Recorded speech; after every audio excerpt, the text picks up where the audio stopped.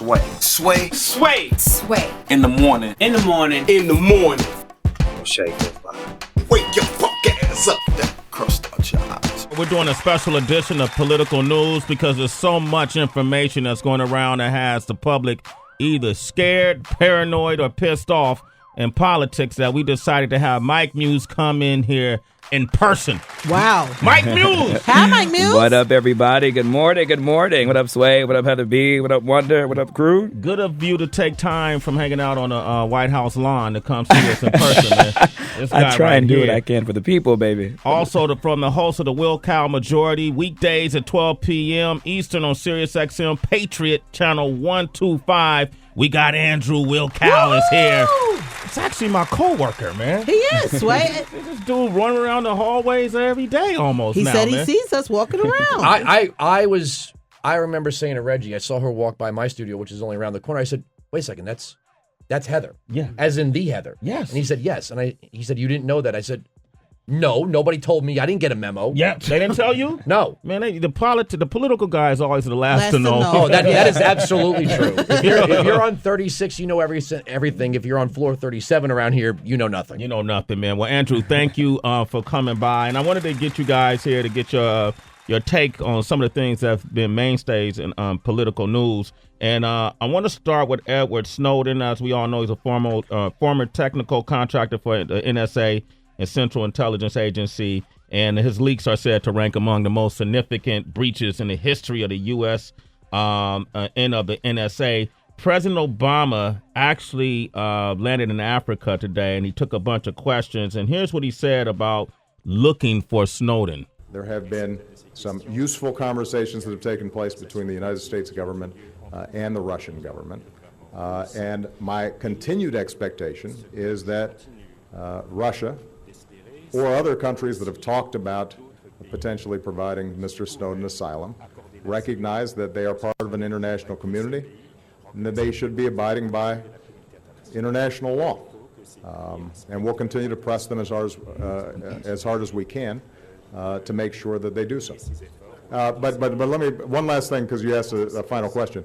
No, I'm not going to be scrambling jets to get a 29-year-old hacker. Wow, he minimized him to a 29-year-old hacker that got the whole country turned upside down. A lot of Republican lawmakers are saying Obama need to be tougher on Russia. Andrew, let's start with you. This whole situation, man, should the public be in fear right now, and is the president handling this as well as he should be?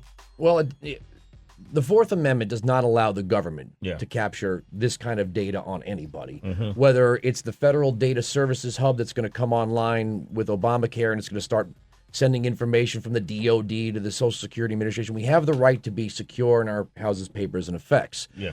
And I interviewed on my program a Bush-era leaker. So if you didn't like it when Bush was doing it, you're not supposed to like it when Obama was doing it, and vice versa. Either it's all wrong for the government to snoop or wiretap or whatever the word is, or it's right. It can't change with the administration. So it's wrong across the board. I didn't like it when Bush was doing it, Yeah. and I don't like it when Obama's doing it, because the kind of information that is being captured could be used against people. And you know, you could say paranoia, tyranny, all this stuff. Well, it's not paranoia if it's happening. Yeah. The fact is the government's not supposed to be doing it. That doesn't free Snowden from what he did. Doesn't make him a hero or anything. But the government does have some explaining to do. Yeah, but it's this post 9/11 era. You know, we just saw what happened in Boston.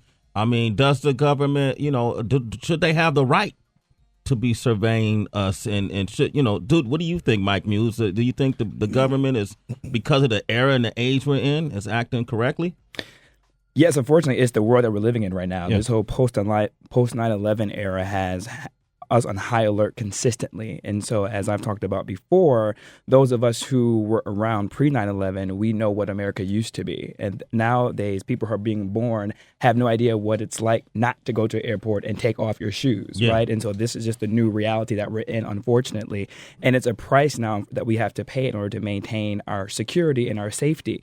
But the bigger point of the issue is that the government doesn't have the capacity to listen in on our phone calls. What specifically is happening with what Snowden is really addressing is a metadata that's there. So what the government Metadata is doing, is still data. It's still still private but, data. But it's still private data, but it's not a conversation. They're not listening in on It doesn't Andrew, matter. you and I are having a conversation. They're not listening on our phone calls. So I what can- they're doing I is can they're count using you it guys as a in for stop tracing- and frisk they're using then. it as a tracing mechanism. Whoa. We're using it as a tracing mechanism when international terrorists communicate with American cell phones, landlines, so they're able to do But like how a do you tracking regulate system. what they actually? I mean, how do you know that's where it stops? There's a court in place right now for checks and balances has been in place for that to happen, so to make sure the Yeah, government doesn't overreach 99% itself. approval. 99% approval of these searches. So I guess we can count ourselves in as supporters of stop and frisk. Because I don't think stop and if frisk you're has on the anything to do with street, this. I don't think we should keep you it are on the on street, topic. you are guilty until proven innocent. Stop Okay. and frisk is a completely different No, it's domestic not. It's issue. the government assuming it's a it's the completely government different issue. assuming it has You the can't right compare to stop and search frisk you to this. because you are in the public sphere.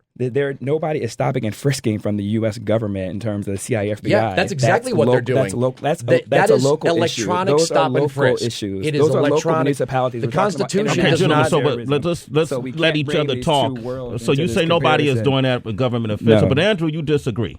Yeah, the Constitution does not provide the government the authority to engage in electronic stop and frisk, no matter who you are. If you need, I got my constitutions right here. You We carry got that three with you? copies right Oh, there. damn, can I have one? You can you have actually one. have a book of the Constitution pamphlets. So all right. the Fourth Amendment protects us Mm-hmm. from exactly what the government is doing. The idea that our civil rights fall under national security or public safety or whatever. Again, there seems to be this thing that we didn't like it when one president was doing it, but we trust the other guy. It's not a question of the man, it's a question of the office. Either the government can do these things no matter who's in the office or they can't. Okay, but let me ask you this, man. People getting bombed, and I work at MTV, and I remember they found that bomb right next to the building, and the Viacom building, and then what just happened at the Boston Marathon. At some point, do you go, all right, let's give the government some liberties as long as it's But regulated? They do have the ability to swear out warrants on individuals suspected. People have to be, if you read the Fourth Amendment and read the Fifth Amendment, the government has to have probable cause before it advances on another person. Yeah. The government can't just say, well, you're all here, so you're all treated as guilty until proven innocent. Then we're going to met out who's actually innocent. It's the other way around. They have to met out who's guilty first. So again, you might not like the comparison to stop and frisk, but Bloomberg is saying the exact same thing. It's for public safety. It's after 9/11. We have to keep the streets safe. Yeah, by violating the civil rights of people who are simply on the subway. And in your final statement on this, Mike Muse? I'm not even going to entertain the stop and frisk notion of this argument because of the fact that that's a local municipality and we're talking about two different issues. And so I don't want to confuse that so I don't partake in emotional trigger words that have nothing to do with one another. Unfortunately, this is the reality that we're in. Nobody wants our government to have regional privacy, but at the same time, the government doesn't have the manpower nor the capacity, people, to listen to your phone calls. Nobody's watching your text. Nobody's checking your email. But if you do have correspondence with someone who's on the watch list for terror and you've been in communication with them, then the government then has the right to issue a warrant to look further into those records. And that's what the issue is at hand. Nothing more, nothing less. We can debate about whether or not that's fair or not, but we have to debate upon the principles. Okay, we're going to change topics now, and I like this because we're getting two different perspectives on things. Right. It's a special edition of Political News with Mike Muse. Andrew Wilkow has joined us from the Patriot Channel 125. Mike Muse is here. Next up, the Supreme Court threw out key elements of the Voting Rights Act Tuesday. I want to talk about that next, all right? We got Mike Muse is here. Andrew Wilkow is here from our Patriot Channel. Mike Muse does our political news every Wednesday morning here on Sway in the Morning.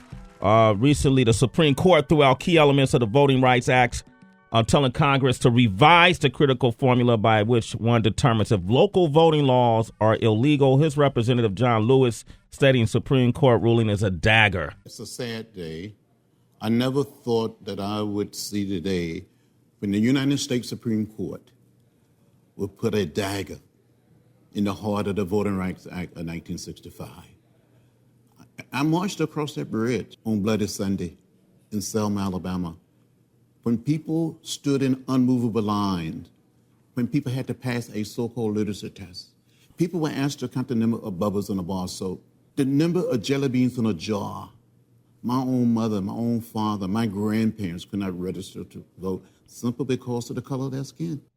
Mike Muse, what does this all mean? Can you explain this to the citizens? Yeah, just listening to Congressman Lewis just talk about that is just chilling in of itself, because this is a man who actually walked across that bridge in order to protect voter rights, and he was a part of that system, and his mothers and fathers was a part of that system where they had to be unfairly just in terms of having to pass certain litmus tests just in order to vote in that time period. And for the Supreme Court, Do you know the type of test they had to? It was literacy tests. Could you read? Could you write? Could you count? They would make them guesstimate jelly beans in a jar. They would even issue poll tax where you actually had to pay in order to vote. So they put a lot of mechanisms in place that prevented individuals from voting during that time period and during that era. And so that's what that walk-in march was about, in order to protest the rights for us to be able to have the privilege to vote. And so that's a bigger discussion. And actually in the states that were in question, what the Supreme Court ruled on, are the states that had the most voter suppression lawsuits built against them. It all comes from a majority of those states. And so for the Supreme Court to throw that out and then to say that the government now needs to figure out a new formula to devise is unfortunate. We're just not living in that world now where racism doesn't exist. I mean, it's very evident by the lines that were in during election day. For a number of lines of people at the wait time was proportionally different from whites versus black. It was almost double for blacks. It was also disproportionate in terms of, this actually goes to intent more so, right? Because at the time, these voter ID laws were getting passed when all of a sudden President Obama became office. Where was these voter ID laws before Obama took office, when Bush was in office, when Clinton was in office? This didn't become an issue until President Obama took office. And so these are things I question in terms of the intent. Chief Justice Roberts, he's kind of had this agenda when he was working for the Reagan administration. So he's saying now all of a sudden race relations are kind of pushed to the side and that things are well now. But he's been on this hunt essentially since the 80s. And so I don't understand the intent and justification of it. Andrew, what is your take on this? Oh, it's not 1965 anymore. I mean, if you're going to call yourself a progressive, you ought to acknowledge progress. The black voter turnout in most of these states was higher than the white voter turnout. I can't explain the lines. I can tell you that all of those states were controlled by Democrat governors. So if you're going to make this partisan, you can't say that this is somehow to do with Republicans.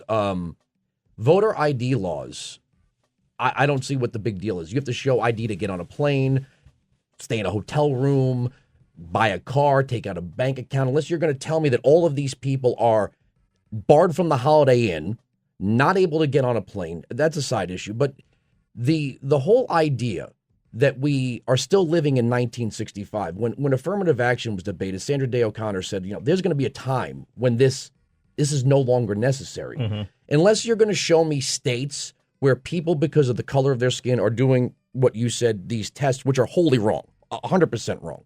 Unless you can show me where this is happening, and again, back to this thing we call the Constitution, the federal government can't parse up states that way. So you don't think there's any voter suppression against minorities in this country? I don't. You don't believe that exists the same way it did in 1965? If you show it to me. That's the funny thing, is we keep hearing about it. And again, I can't explain the long lines. If you're going to show population density and voter machine dispersion, you can make the argument that, you need some more voting machines. We should get more voting machines where there's more people. That just makes sense. But the idea that 15 or so states should always be under the thumb of the federal government, the Constitution only bars states if the vote is extended. You cannot bar someone because of race, gender, or age of majority. The idea that you can't have a voter ID law and all that other stuff has nothing to do with the federal government. This argument would be more fair, and not just between me and Andrew, but just the national discourse would be more fair if these things were in place prior to President Obama, right? You had voter suppression and voter ID laws. That came up when President Obama took office. This wasn't when Bush or when Clinton was in office. All of a sudden, you had states like Ohio, which is a Republican governor, eliminating Sunday voting because of President Obama was in office during his time period. Now, you can say it's not because of Obama, but I'll just say during the time Obama was in office, now you want to eliminate Sunday voting. Then you want to take away early voting, right? And then on top of that, the reason why the turnout was so high was because of the fact that all the suppression that was going on prior to, so it actually was an emotional outcry and saying, you won't stop us. these tactics and these cheap tricks will not stop us from getting to the polls, which is why you've seen social media and Twitter light up on election day by saying, I'm still standing. That was a hashtag. I'm still standing. You're not going to deny me of my opportunity to vote because you put these measures, strategies, and systems in place that won't allow me the fair opportunity to vote. Now, what this means is because of the pre-clearance issue that's at hand, that these states no longer have to appeal to the Attorney General's office in terms of when they want to create some new system or some new mechanism now of voter suppression, quote unquote. These states now, remind you, Alabama has the most lawsuits against voter suppression. These states now are unfeathered. They can literally say, I want to move this polling place across the street now, or I'm going to keep this polling place in this certain neighborhood, in this certain block, open from 1 to 2 p.m. As a result, now I can say, you know what, we're not going to do early voting at all, and we're not going to do Sunday voting after church, right? So these are these things now, they're at free will to do that. The danger is when these states have historically, and yes, Andrew is correct, they're not doing poll tax right now. I want to make sure that's really clear. They're not doing literacy tests. They're not doing any of these taxes. They're not guessing jelly beans. They're not counting jelly beans. I want to be really clear with that. But racism, it takes on different forms. And it takes on a new form by political maneuvering, by political outstrategy, by knowing that blacks comes out and vote at a stronger proportion on Sundays after church. So for the state of Ohio, by Republican governor to want to restrict that is a dangerous thing that we're going into. So now we're leaving these states these opportunities to have this at frill. There is no assumption. This is what happened. But you're immediately assuming after the ruling got that it's placed, targeted Texas at Black immediately Americans. did the voter ID law.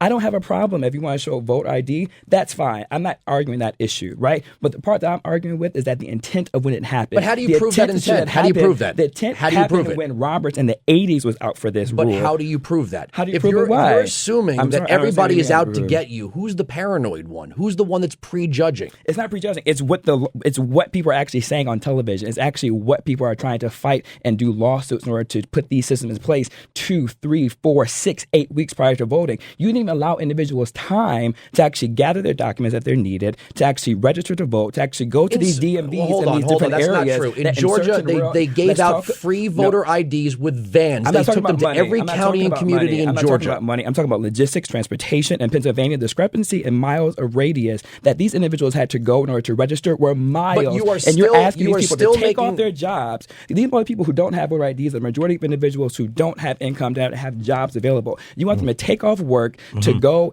hours and drive hours. I mean, reports, and you see it. It's not just me, but you see it on television. Elderly women, but where does elderly the Department people. of Justice it's not just come a black in? thing. It's a Latino issue.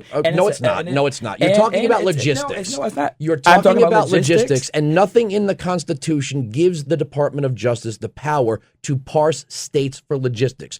I don't want to see people disenfranchised. The Civil Rights Act actually gave that power. But all of these things have to be confined to the Constitution. The Civil Rights Act actually gave the government opportunity to do that, which is why the Congress had to re-up it every 25 years. So now it's in the bill. The same Supreme Court that people are in love with for the gay marriage ruling don't like the same Supreme Court that just gutted the voter rights. I'm not going to parse different. Well, either you like the gentlemen, and he just brought up the gay rights issue, and the Supreme Court strikes down the Defense of Marriage Act, clears the way for same-sex marriage in California in 2 landmark decisions. I want to talk about that and what that means for this country. Up next, all right, gentlemen? All right, Sway in the Morning, Shade 405. Andrew Wilkow is here from the Patriot Channel 125. He has a show 12 p.m. Eastern, right? Yeah, we're going to leave here and do some writing for TV, then I'm going to go on the air. You'll see, Heather will walk right by the studio, right there. Yeah, right around the corner. Man, you love Heather, man. You don't mention nobody else but Heather.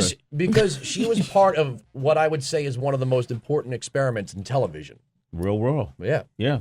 But it was real then, and now it's a bunch of characters who are playing for the camera. Yeah, it's well, I can't really speak on it because I don't want to lose my check. Mike Muse is here. Mike Muse does our political news. Stephen is on the line from Long Beach. What would you like to say, Stephen? Go ahead, real quick. All right. Well, if you look at I just wanted to say, if you're commenting on the constitutionality of the Voting Rights Act, you need to actually look at the 15th Amendment, and it was explicitly created after the Civil War to authorize the federal government to control states from making racially prejudicial laws like the one that, like the black codes and the ones that have gone on since, and the ones that are going on currently in the Texas legislature.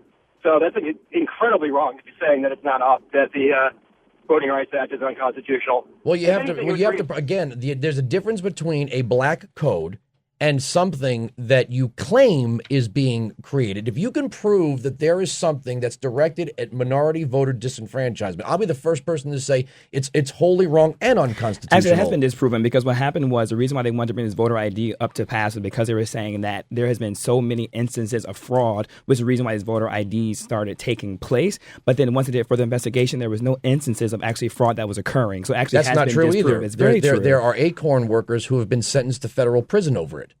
We're talking about in terms of fraud and manipulation on voting day. Acorn was a separate situation dealing with registration. On voting day, the reason why they went to this voter ID law that you have to show ID in order to vote is because they said there's discrepancies and a number of frauds that was taking place. And actually, it was proven opposite. There was no discrepancies on that. So that point has been null and void. But again, Obama got elected twice. I mean, he got elected twice. That doesn't mean racism doesn't exist in America okay, still. You're it doesn't mean that discrimination doesn't okay, exist. we're gonna Civil rights still needs to be fought for. Marriage? Obama was elected twice. What was I want to hear his point about that. What's your point? I'm just saying that if we're going to pretend like it's 1965 and nothing has changed, then why use the word progress? Let's forever keep in place all of the things that were in 1965. So you're saying because a black man is present now that racism doesn't exist No, anymore, I never said that. You can never eradicate activism. racism from a society. There are going to be Asians that don't like Latinos, and there are going to be blacks that don't like whites, and there's going to be people who don't like people. You can't use the government to make people like one another. You can make a This isn't about like or feel. This is about legality it was a rights issue. This is rights. We got, this is about I'm not sitting here rallying against voter rights. I don't like somebody doesn't mean I don't think they can be sure about the vote. All right, gentlemen, let's talk about what happened on Wednesday when the Supreme Court ruled that married same-sex couples are entitled to federal benefits while effectively allowing same-sex marriage in California, which is the nation's largest state. A 5-4 vote. We had David Bowie's attorney from Proposition 8 plaintiffs speaking on the Supreme Court ruling. Our plaintiffs now get to go back to California and, together with every other citizen of California, marry the person they love.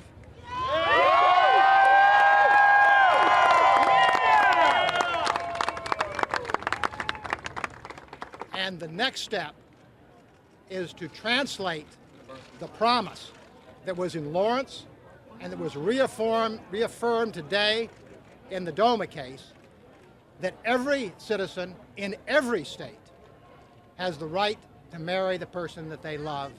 Okay, so I want to start with Andrew on Wilkow. What's right and what's wrong in your opinion about this ruling? DOMA's unconstitutional. Mm-hmm. It's consistent. It doesn't matter what I think. The word marriage is not in the Constitution. Yeah. It doesn't reside there. It's not for the federal government to rule one way or the other. In Prop 8, though, here's what I don't understand. If you're going to put a ballot initiative before the people, the courts have to sign off on it. If there was an undesirable outcome, they never should have let the ballot initiative go forward. You can't say, okay, people vote. Now we don't like the way you voted. Either you accept the will of the people or you don't. This is something that government should be nowhere near. It does. I mean, I have my conservative social opinions on it, but that's all they are, opinions. We're talking about government. Government has no right to get between private individuals making private transactions. And the kind of government you would need to keep like two dudes from moving into a house and giving each other rings, I wouldn't want to live with. Mm-hmm. Because the kind of police force, you think stop and frisk is bad, you start trying to get into people's bedrooms, the kind of government you'd have to live with would be 10 times worse than the kind of government we're living with now. Mm-hmm. Mike Muse, how do you feel about this? I'm excited about this outcome. I believe that this is just a good step forward to really doubling down on the notion of separation of church and state. I think this whole issue has been, in terms of same sex, has been caught up in the notion of religious views and religious opinions. And I'm religious. I go to service every weekend, but I'm also a big believer in everyone has a right to be afforded all the laws and protections that every American citizen does, which speaks to what we were talking about before. I'm a rights guy. No matter what your color, no matter what your orientation, no matter what your background, you still have every right afforded to you under the Constitution that every single person has. And I think this is one step closer for individuals to be able to have equal rights and protections on the federal level. That's so important. So now what this means is that now people won't be unequally taxed in terms of income tax and federal tax. And it also means now that soldiers who are fighting and dying on our behalf who are of same-sex orientation, they now can have their partners moving on base. They now can get equal rights on base for this protection. And so I'm excited that we're now discussing this as a rights issue and not a religious issue that I think has been confused in the discussion.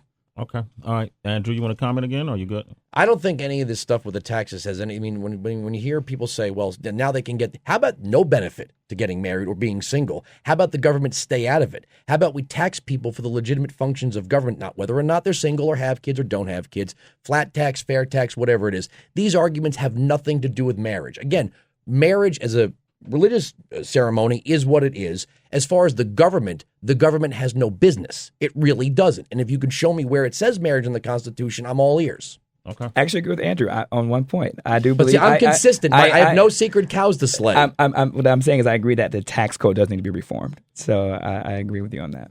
All right. Gentlemen, thank you very much for this healthy political discussion that I think is totally necessary for our citizens of Sway in the Morning, because we want to keep people aware of what's going on in their worlds. Mike Muse, people can reach you where? Yes, they can reach me at I am Mike Muse, that's MUSE on Twitter. Can like me on Facebook, I am Mike Muse. Andrew Wilkow, how can they reach you, man? And an hour and a half on channel 125. All right, thank you for coming through, man. This is great. I got to get you guys to come back, all right? All right, absolutely. All right, Andrew's a good guy, I like him. You like him? Good all right, meeting, good. Andrew. They shook hands. Cool. I thought they were going to fight. It's Sway in the morning, only on Shade 45.